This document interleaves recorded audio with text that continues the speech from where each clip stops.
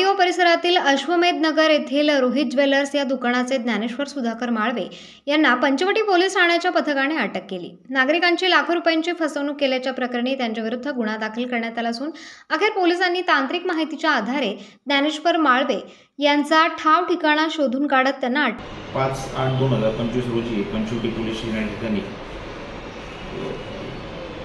गुन्हा register number 379/2025 भारतीय न्याय संहिता कलम 318(4) 316(2) प्रमाणे गुन्हा दाखल झालेला आहे। यामध्ये आरोपीचे नाव आहे ज्ञानेश्वर सुधाकर माळवे, राहणार कौशल्य मंगलकाराच्या पाठीमागे पेट्रोल नाशिक। यांचे रोहित ज्वेलर्सच्या नावाने आरटीओ ऑफिसच्या जवळ दुकान होते ज्वेलर्सचे, जे तक्रारदार फिर्यादी यांच्याकडून 2022-23-24च्या दरम्यान सोन्याचे दागिने गहाण स्वरूपात स्वीकारले।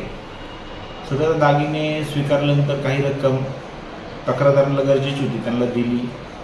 त्यानंतर तक्रारदार ते गहाण ठेवलेले सोने सोडण्यासाठी त्यांच्याकडे गेले असता जो आरोपी आहे माळवे त्यांनी ते दागिने परत देण्यास नकार देऊ लागला, ओढाओढीचे उत्तर देऊ लागला। साधारण हा प्रकार 2 ते 3 वर्ष चालला। मग तक्रारदार फिर्यादी यांच्या लक्षात आलं की काहीतरी फसवणुकीचा प्रकार दिसतोय। मग यातील तक्रारदार पंचवटी पोलीस स्टेशन या ठिकाणी आले। त्यांनी मुद्देमाल जो सोन्याचे दागिने होते, तारण पावत्या होत्या, हे आम्हाला दाखवल्या।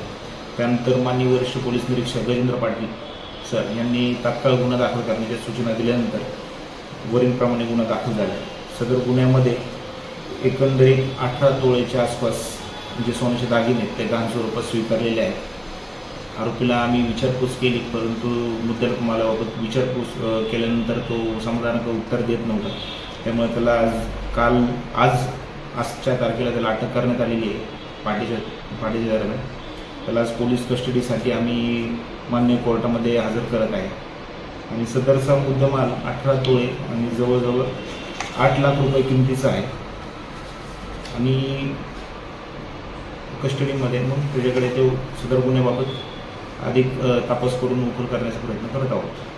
लोकांना असं सांगणं आहे की ज्याप्रमाणे तुम्ही एखाद्या ज्वेलर्समध्ये सोन्याचे दागिने वगैरे तारण ठेवता, तर तारण ठेवत असताना दुकान हे किमान त्या ठिकाणी जास्त वेळ जुने असले तर जरा परिचयात असणं सोनार वगैरे ते असणं गरजेचं आहे।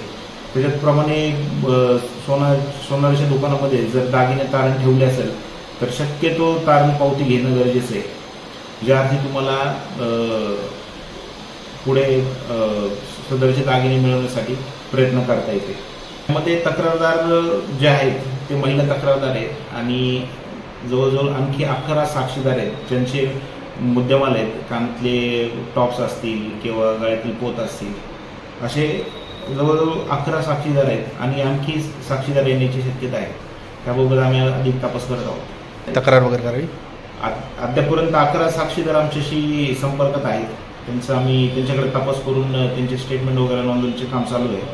आणखी आल्यानंतर त्यांचे देखील अन्वेषण तपास करून ते साक्षीदार पुण्यामध्ये समाविष्ट होऊन गेले।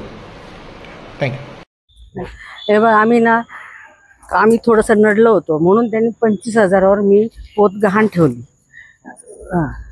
25,000वर गहाण ठेवल्यानंतर मग आमच्याकडे ती पैसे आले BC लावल्यानंतर। माझी सुने धुणे भांड्याचे कामं करते, माझा मुलगा मार्केटमध्ये कामाला आहे। आम्ही पैसे जमा करून त्याचे 30,000 व्याजासह पैसे दिलेले। तो म्हणे तो देतो म्हणणार, मागून काय म्हणे, मावशी मला सांभाळून घ्या, मला जरा सहकार्य करा। मग आम्ही 2 वर्ष झाले 3 वर्ष झाले तरी आम्ही सहकार्य करते, तरी तो म्हणे काय सोडून नाही देऊ राहिला आमचे दागिने काय सोडूनच नाही दिलेले। मग त्याच्यानंतर आता त्यांनी सगळ्या लोकांचे दागिने बुडवू राहिला म्हणून आम्ही एक कंप्लेंटही केल्या, त्याची काही पहिली दखल घेतली नाही। आता आम्ही डायरेक्ट आता पोलीस स्टेशनमध्ये आम्ही आता कंप्लेंट 25 पोलीस स्टेशनला कंप्लेंट करू राहिलो।